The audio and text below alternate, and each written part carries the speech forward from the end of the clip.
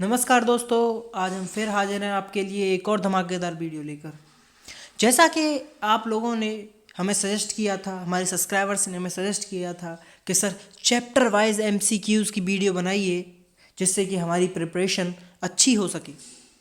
उसी के बिहाफ पर हम आज आपके लिए लेके आए हैं एक इनऑर्गेनिक केमिस्ट्री के एक important chapter metal ligand bonding in transient metal complexes के एमसीक्यूज़, जो कि बहुत ही ज़्यादा हेल्प करेंगे आपको सेमेस्टर 5th और बीएससी थर्ड ईयर के एग्ज़ाम्स में।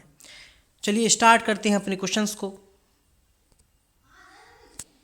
हमारा पहला क्वेश्चन है the energy of each unpaired D electron is.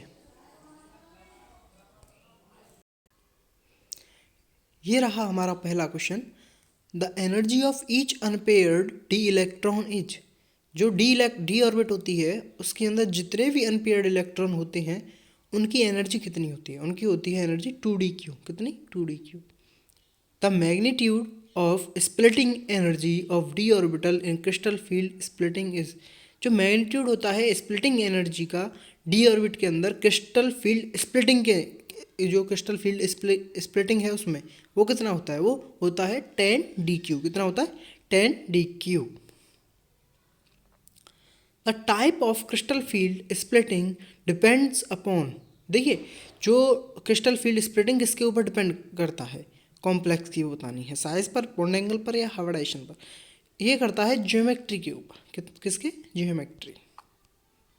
CO cobalt, sorry यहाँ पर मुझसे गलती हो गई है, ये कोबाल्ट है ना कि कार्बन मोनोऑक्साइड।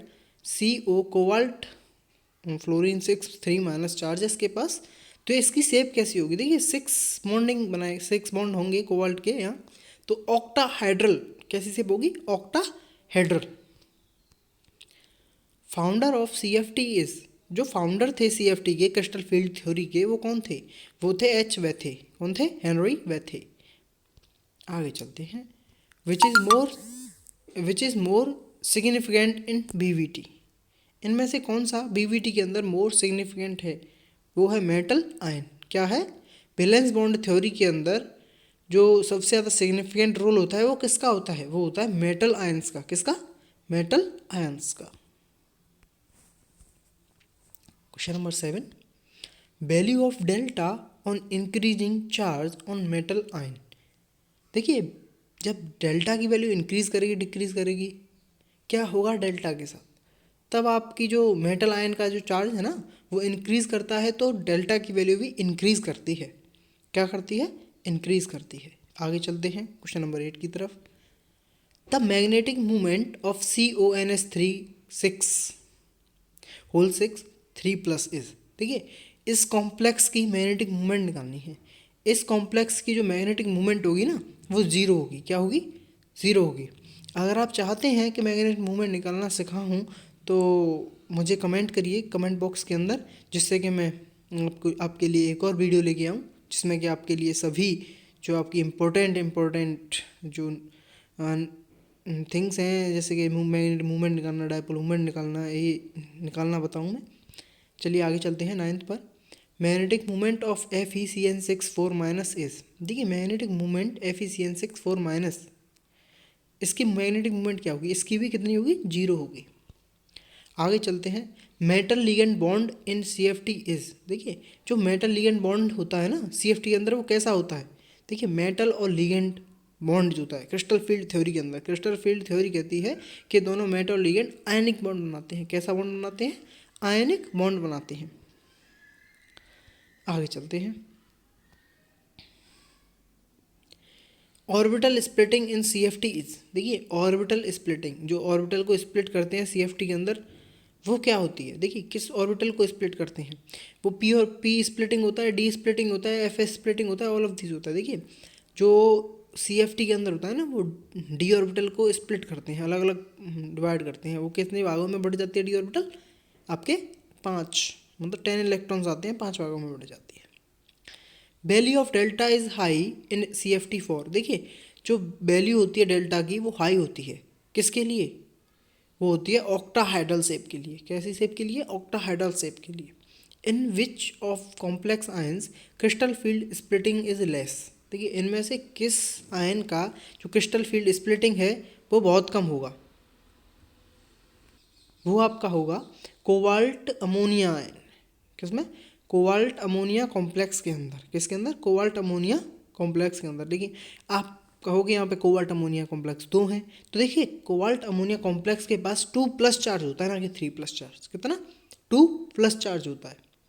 आगे चलते हैं। ये भी मैं बता सकता हूँ, अगर आप चाहोगे डिटेल्ड एक्सप्लेनेशन वाली वीडियो लाओ तो मैं ले आऊँगा। आगे चलते हैं क्वेश्चन नंबर 14 की तरफ। The crystal field splitting to maximum for which ligand forming same ligand ion same metal ion. ठीक है, क्रिस्टल फील्ड स्प्लिटिंग मैक्सिमम होती है इनमें से किस लिगेंड के लिए और किस मेटल आयन के लिए? देखिए एक सेम मेटल आयन के लिए सबसे ज़्यादा मैक्सिमम जो लिगेंड यूज़ होता है वो होता है, यूज़ नहीं लेकिन मैं कहूँगा कि फॉर्म करता है CN करता है। ये क्या? Cyanide group. साइनाइड ग्रुप क्या करता है? सबसे पहले जाके लग जाता है। आगे चलते हैं। Value of CFSE for high spin oriental in octahedral complex is in. देखिए जो CFS crystal field splitting energy जो होती है आपकी वो हाई होती है हाई स्पिन के लिए। ऑर्बिटल है, सॉरी यहाँ पर मुझसे गलती हो गई है, ऑर्बिटल कर दिया, ऑर्बिटल है ना, ऑर्बिटल। देखिए value of CFSE for high spin orbital. देखिए हाई स्पिन ऑक्टाहाइड्रल कॉम्प्लेक्स के अंदर जो हाई स्पिन ऑर्बिटल होती हैं उसके अंदर हमें निकालनी है CFSE crystal field splitting energy. वो कितनी होती है ये बताना है।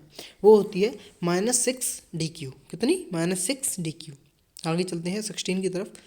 Sequence of splitting for cubic geometry matches with. देखिए सीक्वेंस स्प्लिटिंग देखिए क्यूबिक ज्योमेट्रीज जो होती हैं और उन्हें आप स्प्लिट करिए तो जो सीक्वेंस बनता है वो किससे मैच करता है? वो करता है आपका किससे? टेट्राहेड्रल से, क्योंकि टेट्राहेड्रल एक क्यूबिक से भी लगती है, लगभग क्यूबिक जैसा ही बनता है टेट्राहेड्रल। आगे चलते हैं question number 17। Which of the following form does not have CFSE in octahedral field. देखिए इनमें से किसके पास क्रिस्टल फील्ड स्प्लिटिंग एनर्जी नहीं होती ऑक्टाहाइड्रल फील्ड के अंदर। देखिए जब इलेक्ट्रॉन हमारा हाई स्पिन पे होगा, किस पर? हमारा कॉम्प्लेक्स हाई स्पिन पे होगा, और वो कौन सा होगा? Fe iron.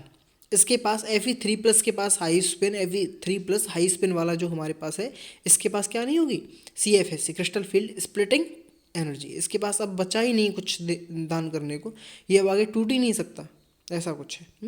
आगे चलते हैं क्वेश्चन नंबर 18 की तरफ। Which of the following complex will give colour corresponding to highest wavelength. इनमें से कौन सा कॉम्प्लेक्स कलर देता है हाईएस्ट वेवलेंथ के करस्पॉन्ड में? देखिए हाईएस्ट वेवलेंथ के करस्पॉन्ड में, सबसे ज़्यादा वेवलेंथ के करस्पॉन्ड में कलर्स देता है, तो वो है आपका कोबाल्ट साइनाइड। कौन सा? Cobalt cyanide complex. आगे चलते हैं। विच of the following ligands produces maximum crystal field splitting. देखिए इनमें से कौन सा ligand maximum crystal field splitting को प्रेफर करता है, प्रोड्यूस करता है? देखिए एक कोबाल्ट है, क्या करता है? कोबाल्ट करता है मैक्सिमम, है ना। देखिए मैक्सिमम यहाँ क्या करता है, क्यों करता है, ये मैं बताऊँ। ये जो आपके पास सारे ग्रुप्स दे रखे हैं OF-2 F-3 NH3, ये सारे क्या? लिगेंड्स। अगर यही मेटल आयन है तो मेटल आयन क्या करते हैं? स्प्लिटिंग एनर्जी दिखाते हैं। आगे चलते हैं क्वेश्चन नंबर 20 की तरफ। The number of unpaired electron in MnCN6 3- is. देखिए unpaired electron, number of unpaired electron बताने हैं MnCN6 3- के अंदर। देखिए इसके अंदर कितने अनपेयर्ड इलेक्ट्रॉन्स होंगे? इसके अंदर 2 अनपेयर्ड इलेक्ट्रॉन्स होंगे। क्या होंगे? 2 unpaired electrons. Which of the following complex has DsP3 hybridisation. इनमें से किस कॉम्प्लेक्स के पास DsP3 हाइब्रिडाइजेशन होता है?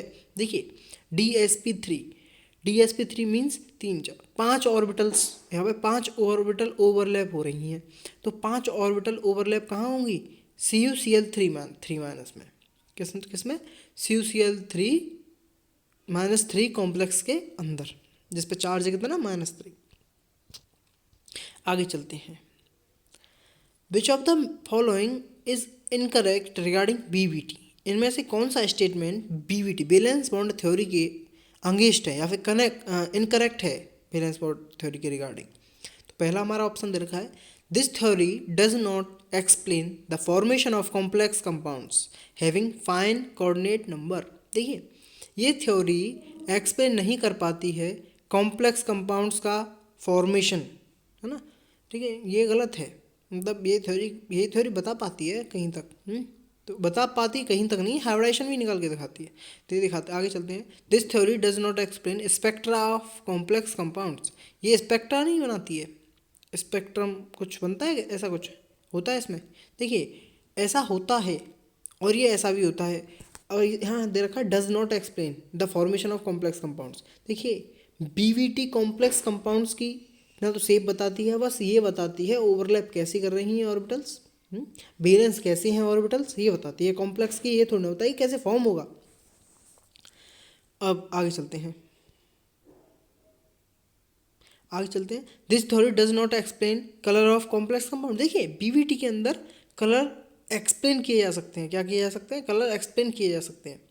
और ये स्पेक्ट्रा भी नहीं दिखाती क्योंकि ये कोई स्पेक्ट्रोस्कोपी थोड़ी ना हो रही है यहाँ पे वैलेंस बॉन्ड थ्योरी के अंदर। तो यहाँ आपका ऑप्शन सी ही आएगा। आगे चलते हैं, crystal field theory was given by, crystal field theory CFT जो थी आपकी किसने दी थी, मैंने पहले ही बताया है, H Bethe and Van Vleck. किसने, H Bethe and Van Vleck ने। आगे चलते हैं, according to CFT nature of metal ligand bond is. देखिए CFT के अकॉर्डिंग मेटल लिगेंड बॉन्डिंग जो होती है वो कैसी होती है, pure ionic. Crystal field theory क्या बताती है, वो बताती है मेटल और लिगेंड जो आपस में बॉन्ड बनाते हैं वो प्योर आयनिक बॉन्ड होता है। कैसा होता है, प्योर आयनिक बॉन्ड। क्योंकि CFT ने डिसाइड किया था कि जो मेटल्स होते हैं वो हमेशा आयनिक बॉन्ड बनाते हैं, ज़्यादातर क्या सारे मेटल्स बनाते हैं, ये बताया था। आगे चलते हैं, which is not correct in case of CFT के केस में ये करेक्ट नहीं है। क्या करेक्ट नहीं है, देखिए पहला ऑप्शन दे रखा है, central metal ion is positively charged इन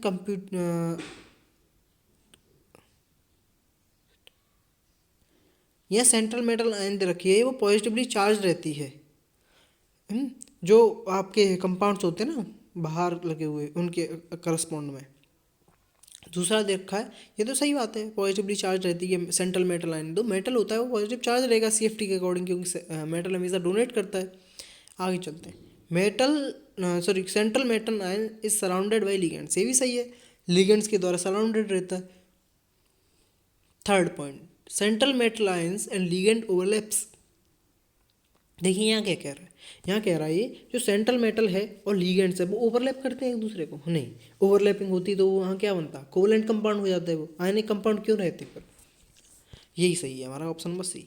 आगे दे रखा है 26, the coordination number of central metal ion is S compounds is 6, the geometry of compound is. देखिए जो कोऑर्डिनेशन नंबर दे रखा है सेंट्रल मेटल आयन का कंपाउंड्स के अंदर वो 6 दे रखा है, तो ज्योमेट्री कितनी होगी, देखिए 6 दे रखा है तो ज्योमेट्री आपकी ऑक्टाहाइड्रल होगी, अगर 4 दे रखा हो तो टेट्राहाइड्रल होती है, ठीक है। D subshell is divided in octahedral fields is. देखिए जो डी सबसेल है ना आपकी वो ऑक्टाहाइड्रल फील्ड में डिवाइड रहती है, किसमें, ऑक्टाहाइड्रल फील्ड में डिवाइड रहती है। तो यहाँ पूछा है कि इनमें से कौन सा सही स्टेटमेंट है, T2G and EG levels of energy equal energy. जो T2G और EG एनर्जी के लेवल्स हैं वो इक्वल है, नहीं है, नहीं होते भाई। और ये कह रहा है T2G and EG levels of high energy. देखिए हाई एनर्जी भी नहीं होती, ये होती है लो एनर्जी। क्या होती है, T2G and EG levels of low energy क्या होते हैं, लो एनर्जी के लेवल्स होते हैं। आप पढ़ोगे जब पढ़ोगे ट्रांजिशन मेटल कॉम्प्लेक्सेस। तो 28 पे देखते हैं, relation between crystal field splitting energy delta not and crystal field parameter. जो क्रिस्टल फील्ड स्प्लिटिंग पैरामीटर, जो क्रिस्टल फील्ड स्प्लिटिंग पैरामीटर होता है ना DQ, और जो डेल्टा नॉट होती है स्प्लिटिंग एनर्जी, है ना, तो वो आपको बतानी है वो आपकी किस पोजीशन पे यहाँ पे डोनेट होगी। देखिए जो आपकी क्रिस्टल फील्ड स्प्लिटिंग एनर्जी और पैरामीटर हैं दोनों ही आपके ये delta naught is equal to 10 DQ के फॉर्म में आएंगे। किसके फॉर्म में आएंगे, delta naught is equal to 10 DQ। बहुत से लोग समझते हैं DQ is equal to 10 delta naught, ये नहीं होता है, ये होता है delta naught is equals to 10 D Q. यहाँ पर मैंने सिंबल नहीं बनाया, डेल्टा नॉट लिखा है क्योंकि यहाँ पर सिंबल नहीं था, मुझे मिला ही नहीं था। देखिए आगे चलते हैं। विच लिगेंड इज स्ट्रॉन्ग, इनमें से कौन सा लिगेंड स्ट्रॉन्ग था, स्ट्रॉन्ग होता है। देखिए सबसे ज़्यादा स्ट्रॉन्ग लिगेंड वो होता है जो सबसे पहले आपको क्या करे, आपके साथ बॉन्डिंग करे, आपके साथ कोवलेंट कंपाउंड बनाए। तो इनमें से कौन सा कंपाउंड इलेक्ट्रोनेगेटिव, देखिए Cn हमारा सबसे ज़्यादा स्ट्रॉन्ग लिगेंड है। क्या है, सबसे ज़्यादा स्ट्रॉन्ग, सबसे पहले बॉन्ड बनाता है, इसे कोई नहीं ब्रेक कर सकता, मतलब इन कंपाउंड से ब्रेक नहीं कर सकता, हटा नहीं सकता कोई। विच लिगेंड इज वीक, इनमें से कौन सा लिगेंड वीक होता है। देखिए सबसे ज़्यादा वीक होता है Cl-, क्यों। देखिए लिगेंड कब बनते हैं, लिगेंड बनते हैं लोन पेयर के डोनेशन से। अब क्लोरीन को क्या चाहिए कि एक इलेक्ट्रॉन चाहिए, ये एक इलेक्ट्रॉन से ही लिगेंड बनाता है। और जब आपका बॉन्ड दो इलेक्ट्रॉन से बनेगा वो थोड़ा स्ट्रांग होगा और बजाय एक के, है ना। तो ये भी होता है। तो ये थे आपके कुछ क्वेश्चंस। आई होप आपने वीडियो को एंजॉय किया होगा। तो अगर आपने वीडियो को एंजॉय किया है तो अपने दोस्तों के साथ शेयर कर दीजिए और चैनल को सब्सक्राइब करें और वीडियो पर एक लाइक छोड़ दीजिए, जिससे कि हमें भी अच्छा लगे, हमें भी मोटिवेशन मिलता रहे, हम भी आपके लिए वीडियोस बनाते रहें। अगर आप वीडियो देखना चाहते हैं, ऐसे वीडियो आगे भी फ्यूचर में देखना चाहते हैं तो आप हमें कमेंट बॉक्स में बताइए। और अगर आप चाहते हैं कि हम आपके लिए एक और वीडियो बनाएं जिसमें एक्सप्लेनेशन हो, जो आपके डाउटफुल क्वेश्चंस हैं, आप वहाँ कमेंट कर सकते हैं कि सर ये हमारा डाउट है और ये आप समझा दीजिए, तो हम समझा देंगे आपको। ठीक है, तो thanks and have a nice day.